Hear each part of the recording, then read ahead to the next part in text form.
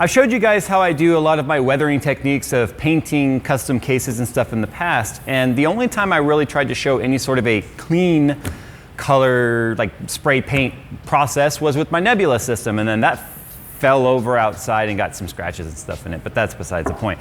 I figured I'd take this opportunity because I have to do a custom build for a friend's kid. I mentioned that in a couple past videos, but I want their system to be sort of tailored to their favorite color. So I figured why not take this opportunity to do a actual sort of in-depth guide to how to paint your case, whatever color you want, and have it last. But more importantly, to do it on the cheap, because I'm cheap. Shut up! No. The Defiance 7 Compact from Fractal Design takes the strongest features from the popular Defiance 7 and incorporates them in an all-new compact and convenient frame. The open layout provides plenty of space for your favorite cooling solutions without taking up valuable desk space, and the tempered glass side panel and interchangeable top allow the Defiance 7 Compact to be customized to your specific needs. To see the full list of enhancements and capabilities of the all-new Defiance 7 Compact from Fractal Design, follow the sponsored link in the description below. As with any tutorial, you need a list of parts to use. First and foremost, you need your case. In this particular instance, we're using the NZXT H1, and I'm choosing this case because of the form factor and the lack of space and all that. I want to make sure that they have plenty of room for it, so we'll be using that guy. Shop towels, because it's always important to have. The reason for that is we need to clean like fingerprints and grease and stuff off of it, and we'll just be using isopropyl alcohol for that. But if you have any sort of a wax and grease remover that you would use like preparing for painting a car or whatever, you can use that. But I chose isopropyl alcohol because I think most people have this in their like medicine cabinet or whatever. And the only thing we really need to remove from this is fingerprints, not really like wax and grease. Just this will remove the fingerprint oils and stuff. Obviously you're gonna need your paint. Now, when I paint, I like to do it in 3 stages. You've got your primer coat, you've got your base coat, and then we'll have a clear coat.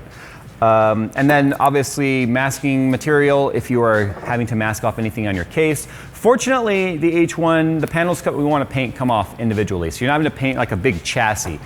So that means I can leave the inside of this, or the interior black, which is what I want. And then we'll be painting it a kind of a plum purple, maybe a rose gold. I haven't decided on the color yet, but the process we're going to be showing you here is the same regardless of the color that we choose. And then last but not least, this is kind of an optional thing that just really helps. This is I've showed it a million times, it's all spray painted. This was like a $10 or a $12 clothes rack I got off Amazon. I would never like trust this to hang anything heavy on, i.e. clothes, but it's fine for parts that aren't too heavy as long as you ballast weight it and put weight in the bottom. This is an optional thing. It just really helps to spray with it in this position rather than it laying flat, because spraying a spray can like this is a lot more difficult to get an even spray than spraying it upright. First things first, you need to disassemble whatever chassis that you're spraying on. So this is our subject matter. This is what we're spray painting.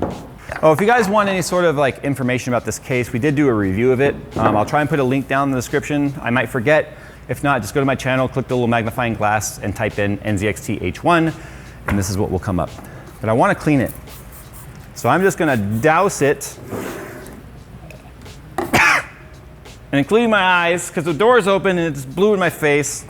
And then I'm just using my blue towels here to wipe it down. Now this could create a little bit of lint. So if you have any sort of like air compressor or whatever, then you can use that to just blow it off afterwards. Not seeing any lint left behind, which is good. Now let's talk about the surface we're painting on. If you guys remember when I did that case, the Star Wars build. So this is an example, this is an example of very durable paint.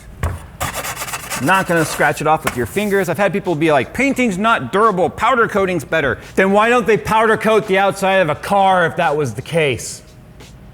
This is painted. And this is painted using a few different techniques, including the stainless steel. The reason why this paint is adhering so good to this is because we used the self-etching primer. The very first paint job we did to this peeled up with low-tack paint, and that's because the paint couldn't stick to the material. I'm an idiot, and sometimes I forget that. And so I just go, I know how to spray, and go and Well, the problem is, without using a self-etching primer, I just used a regular primer, and the anodized aluminum on this is so smooth. So anodizing is just a process of actually opening up the pores in the metal to allow it to accept dye. It's not actually something that is like on top of the metal. You are dyeing the metal, and you do that through the anodizing technique. So when you just spray it with regular primer, it didn't bite very good. That's why you need self-etching primer. So my technique here is gonna be, I can use self-etching on anything, but if you've got a powder-coated surface like this, which is just steel, that then is using a form of magnetism and using electricity to bond or make the material want to spray and attach to it, you get a nice, even, but very durable coat. This is powder coating, this is not paint. Now I can use self-etching primer on this and get a real nice bite for something for our paint to attach to. But also too, because it's powder coated, we could use a standard primer and be just fine, like we did with the Destiny 2 build. So my recommendation here, if you are painting bare metal, steel or aluminum, especially if it's smooth, you're gonna need to sand it. Maybe even 800 or 1000 grit would be fine. You just want to get some texture for it to bite to, and use a self-etching primer and give it time to do its job. The primer will etch into the metal, and then the primer is what your paint is designed to stick to, not metal. Even though it says it on the can, trust me, you want to use a primer. Now, other than cleaning it, like we just did with the isopropyl alcohol, I'm basically ready to move right on to the step of putting our primer on this. So what I'm gonna do now is I'm gonna take this out into our back alley because I don't wanna spray indoors. I've done it plenty of times. I've gotten overspray on things and it just smells bad forever. And then I'm gonna do just kind of a guide coat, if you will. Now, guide coat in auto body is something completely different. That's just to help make sure you actually get even sanding when you're doing like sanding. But I'm really bad at explaining other things in the middle of things that I'm explaining. But we're just gonna do a nice even coat, and then what we're gonna do is, why is the cap broken? Whatever, it doesn't matter. Because I just bought this, why is it broken? So a nice even coat, let that dry, and we're gonna build up our primer in 2 or 3 light coats. The problem people make with spray is they just wanna go for a full coverage on the first pass, and you can't do that, because what happens here is, one, you can build it up unevenly in certain areas and it can run. Now runs can be sanded out, but that's extra work later, why deal with that? 2, paint has to off-gas. It has to dry. What paint does is dry. But no, seriously, what paint does is it has different chemicals and stuff in there that are designed to off-gas. And when that gassing is done, that is when it's cured. So that's what's actually happening when you hear, that's what's happening when you hear referred to as a cure time. So if you do it in thinner coats, it can cure faster, because if you build it up too thick, the undercoat will never off-gas through the coats on top. It just takes too long. Now, we've had spray paint jobs that I've done poorly that a week later it's still tacky to the touch, and that's because the off-gassing process is taking so long to happen. Remember, thin, even coats built up. Same thing with your base paint. So let's go and go out in the alley and do that.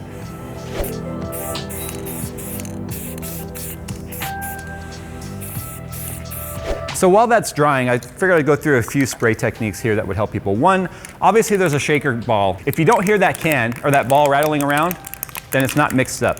Something else you would want to do is maybe microwave like a bowl of water and get it nice and hot.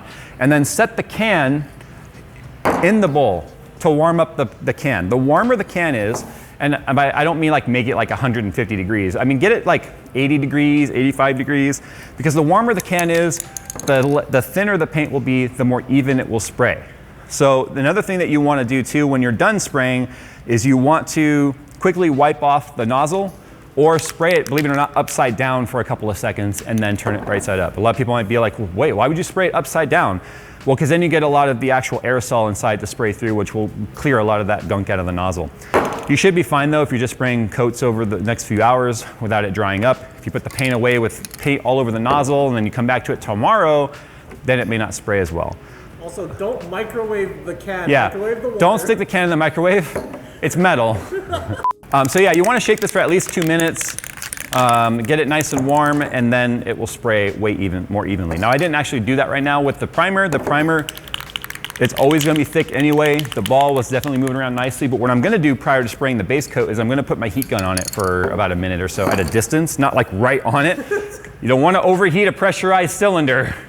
Because what'll happen is you might get it warm to the touch and then you shake the can up and the cold fluid mixes, it's gonna cool the can back down. So you wanna do it until it stays warm when you're shaking it. Just a little pro tip there on spray cans and how to get a nice even spray out of a rattle can. You always get people say, rattle cans will give you good paint. Bleh. You always hear people say, you can't get a good paint job out of rattle cans. That's bullshit. Yes, you can. They just suck. All right, so we got our primer coats on this. And all I'm gonna do now, and this might end up looking a little bit even like scuffed or scratched when I do this, is I'm just gonna use a rag. You should use a low tack cloth, but so far the Scott shop towels haven't been really leaving any fibers. I just wanna sort of give it a nice little kind of a wipe down. And you can use the alcohol for this too if you want. To get off any overspray or surface trash that might have like flown into it while it was drying. You don't want to spray over any bits of particle, trash, bugs, or whatever that may have accidentally made its way in there, because then that will just create bumps under the base coat. Now you can obviously wipe down the top of the base coat, but I can't wipe underneath it on top of this coat. So you want to always give it some sort of a wipe down between the finishes. And what I'm going to be doing is I'm going to be using compressed air or even my little blower tool that I have just to blow off any fibers that this may have left behind. I did spray the inside too, because I'm not positive of how visible that will be in there. I don't think it will be that visible at all, but it would have been impossible to spray through all these holes and not get in on the inside without masking off all those holes and then completely masking around. I just figured I'm gonna spray this thing purple inside and out. The inside, I'm not worried about it looking perfect.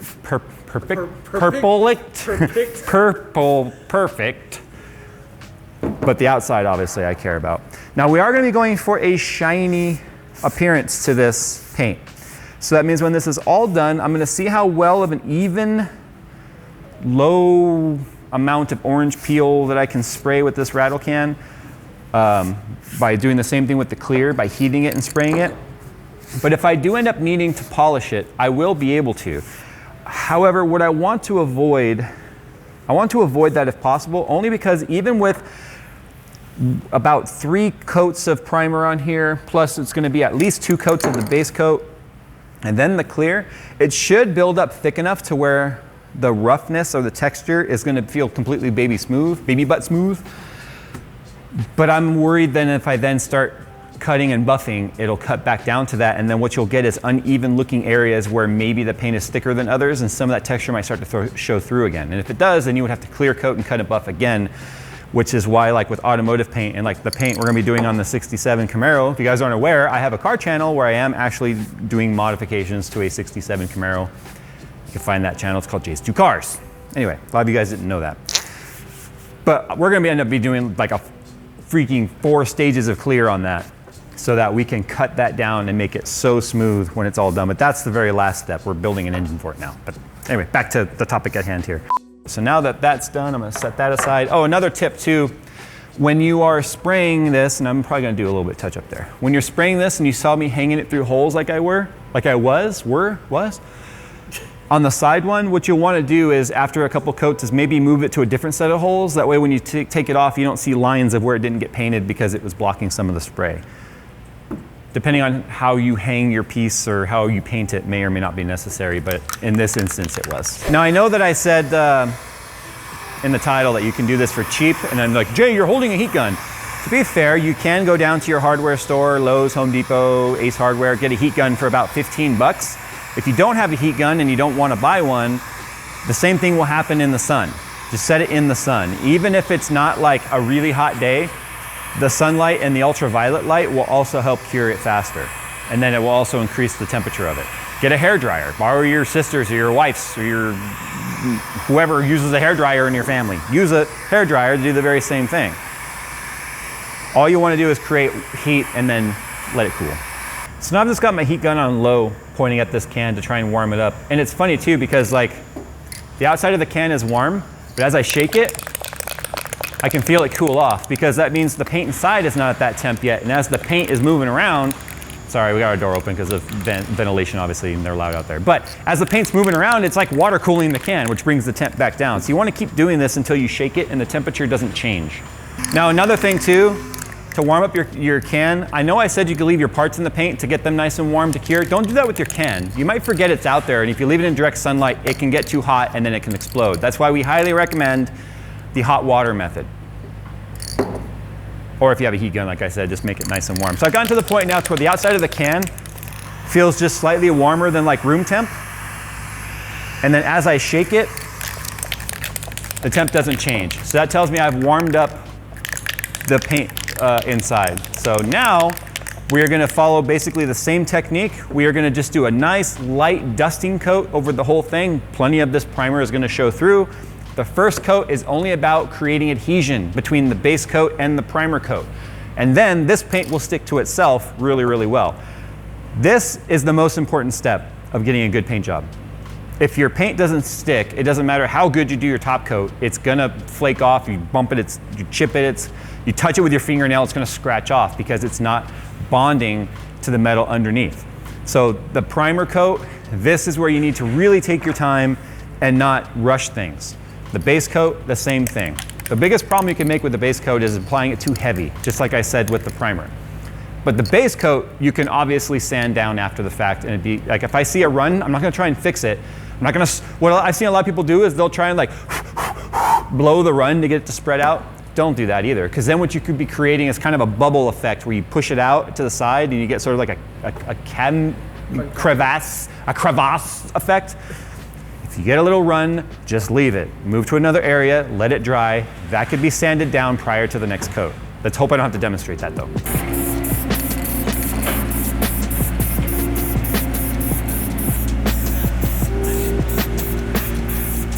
So it's actually been a few hours now and about 3 coats of paint on this guy. I think this is where a lot of people would be happy with this. This is actually a gloss paint. You can see there's a little bit of trash in the top. I'll be taking care of that. But the next thing we're gonna do now is, and it's still like, I don't wanna say it's tacky to the touch.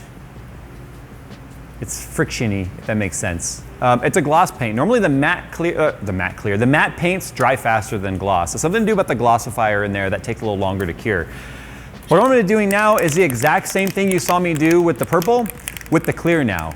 Now we're not gonna need as much clear because we're not trying to cover a whole different color with another color, but we definitely wanna get the clear built up to where the level is even, because then when we go through and do our polishing stage, which is what's gonna really get us a nice brilliant color and a real nice smooth shine, we don't want to burn down through the clear back into the base. Same thing like you would do with a car.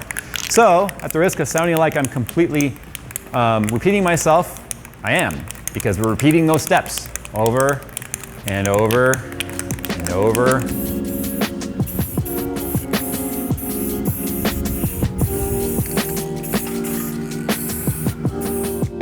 So we moved on to this point, which is pretty obvious now. We are into the next day. This is the step that I think a lot of people just don't practice enough, and that is patience. We're tempted to put it back together and start playing with it and handling it and moving it around and all that. And let me tell you right now, no matter what the can says, dry in 10 minutes, which the can actually says on this one, dry in 10 minutes. It's not, it's dry in 10 hours, more or less.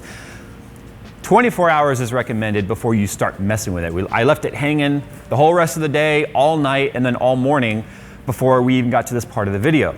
And this is also the part where I think a lot of people are happy with. I think about 90% of the people out there would be done and happy with this. But we're gonna move on to optional land now, which is now actually taking some of my automotive correcting creams and all that stuff and making this look as good as possible. I mean, you can see there's imperfections in here. This is a rattle can. It sat outside while I was spraying. Little bits of trash made its way in there. There's orange peel, obviously. If I switch it around to this side, if Phil kind of looks at the top of this piece, you can see that it's not completely even there. There's some parts that need to be buffed and sanded and all that.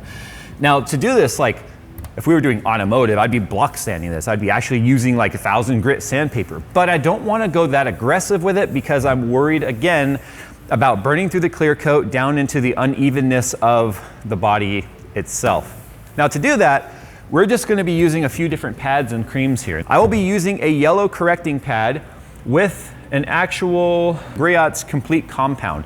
I don't want to go with a coarse compound. I want to go with a fine compound because, again, correcting cream and this pad is going to basically do what extremely fine sandpaper would do, but in a liquid version where it's got abrasives in it, and as the pad is running over it, it's slowly shaving down the paint.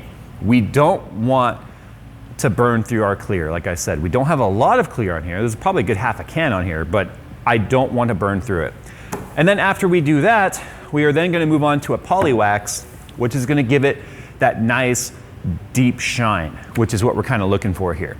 But there's some things we need to do to prep. Oh, and then obviously to apply it, I've got an application pad. I've got a buffing rag right here, which is slightly dirty, but it's going to be fine for what we're doing here.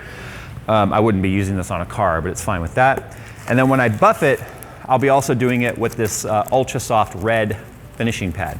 Now it's funny too, the pad colors when it comes to automotive paints are pretty universal. You got black, red, yellow, there's even like a light blue. And all of those represent a grain or a grit, if you will. But before we do any of that, we have to prep the case. Now the reason why I put it back together is one, just to kind of show you what the colors look like, and I think it turned out great. Two, this isn't a unique circumstance, I guess, if you will.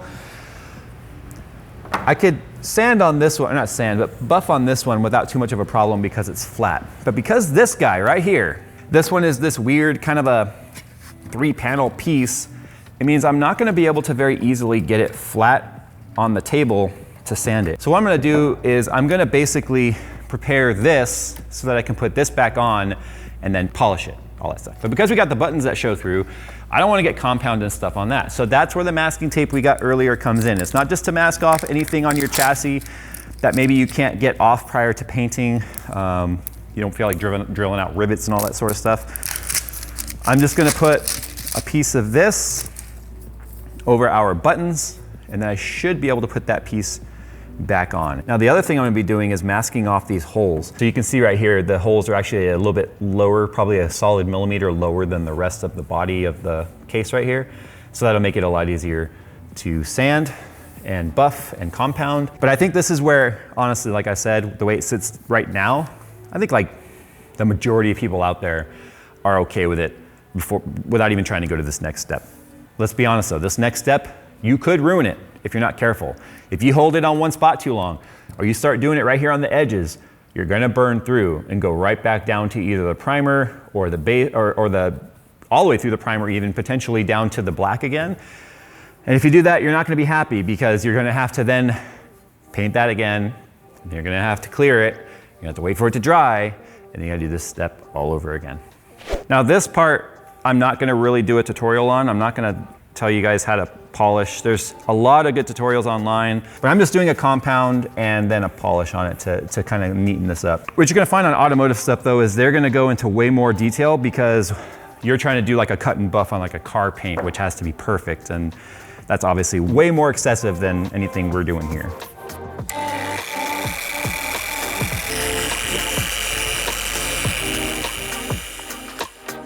So this turned out so much better than I would have expected. It's not perfect. It's a rattle can paint job painted in a dusty warehouse. I said I wasn't gonna do any wet sanding. I ended up doing some, especially on the top. I did some on the sides, but the top I spent a lot of time. There's definitely orange peel in there. Again, I don't wanna go all the way down through my clear. And in fact, some of the wet sanding areas to get through making it less of a high spot ended up going through the clear and started getting a little bit of purple base coat on my sandpaper. So that's where I stopped. So what you see right here is like 2 different applications of compound and then about 3 applications of wax on each side. That's why it's so smooth. I asked Phil what it felt like, and he basically said it felt like a freshly waxed car. In my opinion, it feels a lot like a ceramic coated freshly waxed car. In fact, it turned out good enough to where you would almost think NZXT would have made this color option, and I think it turned out absolutely great. The paint is hard enough, it's cured enough. One of the things I also did when it was curing is I heated it up real good with a paint gun. You can do it with a hairdryer. Heat gun is dangerous though if you don't know how to control your temperatures, because if you hold the heat in one spot too long, you will bubble the paint and it's trash at that point. You have to start all over. But I use it to basically mimic like the baking effect. A lot of the times what paint jobs and some car components and stuff actually, same thing with powder coating, is they bake it. And what that does is it hardens the paint, it levels the paint too, because when it gets hot, it sort of like smooshes down and self-levels. And then when it gets cold again, it's much harder than if you had just let it cure after spraying. And that's kind of what I did. I heated it twice with the heat gun while it was hanging on my paint rack. and then came in today and touched it, and I was like, oh yeah, perfectly hard. It turned out great. So I hope this has helped you guys maybe have a little bit of confidence in taking a chance in painting your case. You can see we did no sanding whatsoever to prep this case. We went with the self-etching primer on a powder-coated chassis because I knew that it would bite, and it bit really, really well. As I said in the beginning of this video though, if you're doing this on anodized aluminum or bare aluminum or something extremely smooth, it's highly recommended to rough it up with at least an 800 grit or 1000 grit sandpaper. It doesn't sound like much grit, but trust me, that does do some texturing on the metal to give the self-etching primer something to bite into. Always use self-etching primer on anything that is bare metal. You can get away with a regular paint primer on anything that's already painted or powder coated. I just continue to use self-etching on powder coating because it's worked really well in the past for me on PC cases. If you're talking about other products, I can't speak to that. I can just tell you this is the type of result I get time after time. So I've showed you guys my painting techniques on how to make things look distressed. And I've had some people be like, is that all you know how to do? Is make stuff look like it's broke? I don't know, you tell me. This turned out pretty well, I think. Thanks for watching, guys. If you like this video, give it a thumbs up. If you know someone that's maybe talked about painting their case, or you're considering painting your case, share this video with them or share it with yourself. Thanks for watching, guys. We'll see you in the next one.